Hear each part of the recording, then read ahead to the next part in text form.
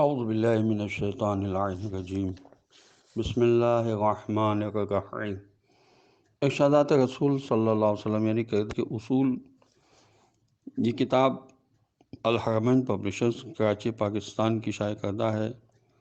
اس کتاب کے مؤلف ہیں آیت اللہ فضل اللہ کمپانی، اور اس کتاب کے مترجم ہیں سید ذوالفقار علی زیدی صاحب۔ اس کتاب سے آج میں روزے کے بارے میں پڑھوں گا۔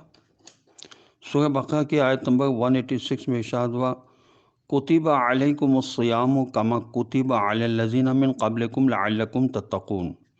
روزہ رکھنا جس طرح تم سے پہلے والے لوگوں پر فرض کیا گیا تھا، اسی طرح تم پر بھی فرض کیا گیا ہے تاکہ تم اس سے بہت سے گناہوں سے بچ جاؤ۔ یہ حدیث جس کو میں اب پڑھ رہا ہوں امالی شیخ صدوق میں موجود ہے۔ ارشاد ہوتا ہے، بے شک ماہ رمضان وہ عظیم مہینہ ہے جس میں خداوند عالم نیکیوں کو کئی گنا زیادہ کرتا ہے اور گناہوں کو مٹاتا ہے اور درجات کو بلند کرتا ہے۔ جو شخص اس مہینے میں صدقہ دیتا ہے خدا اس کی مغفرت فرماتا ہے۔ جو شخص اس مہینے میں اپنے ماتحتوں سے کام لینے میں کمی کرتا ہے خداوند عالم اس کی مغفرت فرماتا ہے۔ جو اس مہینے میں اپنا اخلاق اچھا بناتا ہے، اچھے اخلاق سے پیش آتا ہے، خدا اس کی مغفرت کرتا ہے۔ جو اس مہینے میں اپنے غصے پر قابو پاتا ہے خدا اس کی مغفرت کرتا ہے۔ جو اس مہینے میں صلہ رحمی کرتا ہے خدا اس کی مغفرت فرماتا ہے۔ اس کے بعد فرمایا، تمہارا یہ مہینہ باقی دوسرے گناہوں کی طرح نہیں ہے، دوسرے مہینوں کی طرح نہیں ہے۔ جب یہ تمہارے پاس آتا ہے تو اپنی برکتوں رحمتوں کے ساتھ آتا ہے، اور جب جاتا ہے تو گناہوں کی مغفرت کرا کے جاتا ہے۔ یہ وہی مہینہ ہے جس میں نیکیوں کو کئی گنا کر دیا جاتا ہے اور نیک اعمال قبول ہوتے ہیں۔ تم میں سے جو کوئی اس مہینے میں خدا کی خوشنودی کے لیے 2 رکعت نماز پڑھتا ہے خدا اس کی مغفرت فرماتا ہے۔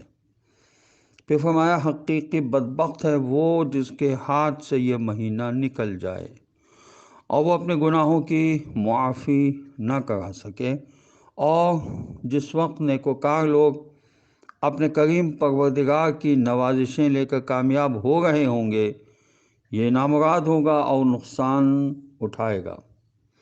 اصول کافی میں حدیث ہے کہ روزہ جہنم کی آگ سے ڈھال ہے، اور جواہر السنیہ میں یہ حدیث ہے کہ خداوند عالم نے فرمایا ہے کہ روزہ صرف میرے لیے ہے، میں ہی اس کی جزا دوں گا۔ تحفۃ العقول میں یہ حدیث ہے کہ روزہ دار چاہے بستر پر سویا ہوا ہی کیوں نہ ہو عبادت کی حالت میں ہے جب تک کہ وہ کسی کی غیبت نہ کرے۔ اور کتاب وافی میں یہ حدیث ہے، جو شخص خدا کی خوشنودی کے لیے مستحب روزے رکھے گا خدا اسے جنت میں داخل کرے گا۔ وسائل الشیعہ میں یہ حدیث ہے کہ روزے دار کا سونا عبادت ہے، اس کا سانس لینا تسبیح ہے۔ امالی شیخ صدوق میں یہ حدیث ہے کہ جو شخص خدا کی خوشنودی چاہتے ہوئے ایک دن مستحب روزہ رکھے گا اس کی مغفرت لازمی ہے۔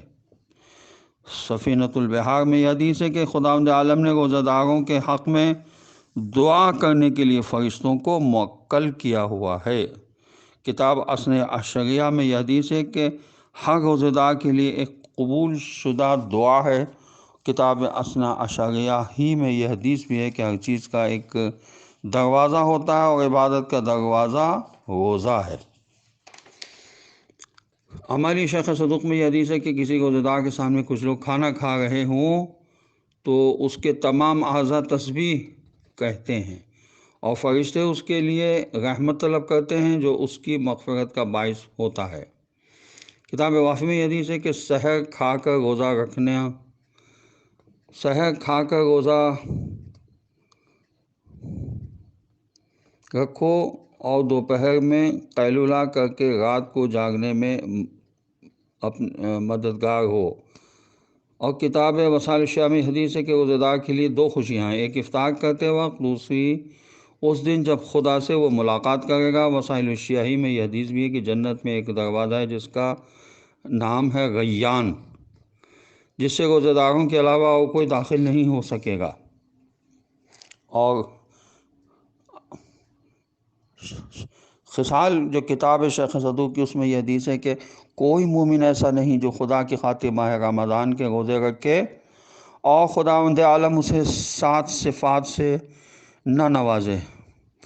اول تو یہ کہ اس کے جسم میں جو نشو و نما حرام سے ہوئی تھی اسے پگھلا دیتا ہے۔ دوسرے، اسے اپنی رحمت سے قریب کرتا ہے۔ تیسرے یہ کہ اسے جد امجد حضرت آدم علیہ السلام کے ترک اولیٰ کا کفارہ قرار دیتا ہے۔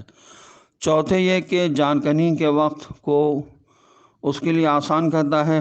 پانچویں یہ کہ قیامت کے دن کی بھوک اور پیاس سے اسے امان دیتا ہے۔ چھٹے یہ کہ خداوند عالم اسے جنت کی پاکیزہ چیزیں کھلائے گا۔ اور ساتویں یہ کہ خداوند عالم اس کو جہنم کی آگ سے امان دے گا۔ غوثۃ الواعظین میں یہ حدیث ہے کہ ہر چیز کی ایک زکوٰۃ ہے اور بدن کی زکوٰۃ روزہ ہے۔ جامع الاخبار میں یہ حدیث ہے کہ جب تم روزہ رکھو تو تمہارے کان اور آنکھ بھی روزہ رکھیں۔ تمہارے روزے کا دن افطار والے دن جیسا نہیں ہونا چاہیے۔ جامع الاخبار میں یہ حدیث ہے کہ جابر ابن عبداللہ انصاری سے فرمایا ہے، جابر، جو کوئی ماہ رمضان مبارک کے دنوں میں روزہ رکھے اور راتوں کو عبادت کے لیے جاگتا رہے، اپنے پیٹ اور شرمگاہ کو حرام سے بچائے رکھے اور اپنی زبان پر قابو رکھے تو گناہوں سے اس طرح الگ ہو جائے گا جیسے یہ مہینہ اس سے چلا جائے۔ یہ سن کر جابر نے کہا، یا رسول اللہ صلی اللہ علیہ وسلم، یہ بات کیا ہی اچھی ہے۔ فرمایا، جابر دیکھتے نہیں کہ شرائط کیا ہی سخت ہیں۔ ہماری شیخ صدوق میں یہ حدیث ہے کہ شعبان میرا مہینہ ہے اور رمضان مبارک خداوند عالم کا، پس جو میرے مہینے میں سے ایک دن روزہ رکھے گا قیامت کے دن میں اس کا شفیع بنوں گا، اور جو رمضان مبارک میں روزہ رکھے گا آگ سے آزاد کیا جائے گا۔ شیخ صدوق کی کتاب خصال میں یہ حدیث بھی ہے کہ ماہ رمضان میں میری امت کو 5 چیزیں عطا کی گئی ہیں جو مجھ سے پہلے کسی نبی کی امت کو نہیں دی گئی۔ پہلی تو یہ کہ جب ماہ رمضان کی پہلی تاریخ ہوتی ہے تو خداوند عالم میری امت کی طرف نظر رحمت سے دیکھتا ہے، اور جس کسی کو ایک دفعہ بھی خداوند عالم نظر رحمت سے دیکھتا ہے تو اس پر کبھی عذاب نہیں کرتا۔ دوسری یہ کہ جب افطار کا وقت ہوتا ہے تو ان کے منہ کی بو خداوند عالم کے نزدیک مشک کی خوشبو سے زیادہ پاکیزہ قرار پاتی ہے۔ تیسری چیز یہ کہ فرشتے دن رات اس کی مغفرت کے لیے دعا کرتے ہیں۔ چوتھی یہ کہ خداوند عالم بہشت کو یہ حکم دیتا ہے کہ تم میرے بندوں کے لیے استغفار کرو اور ان کے لیے اپنے آپ کو آراستہ کرو، قریب ہے کہ دنیا کا رنج و غم ان سے اٹھ جائے اور وہ میری جنت و کرامت میں داخل ہو جائیں۔ پانچویں یہ کہ مہینے کی آخری رات ان کے تمام گناہ بخشے جاتے ہیں۔ ایک شخص نے عرض کیا، یا رسول اللہ صلی اللہ علیہ وسلم، شب قدر میں؟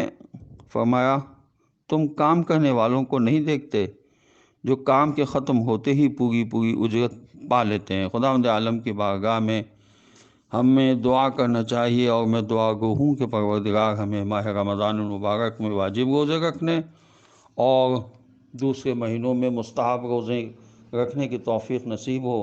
السلام علیکم ورحمۃ اللہ وبرکاتہ۔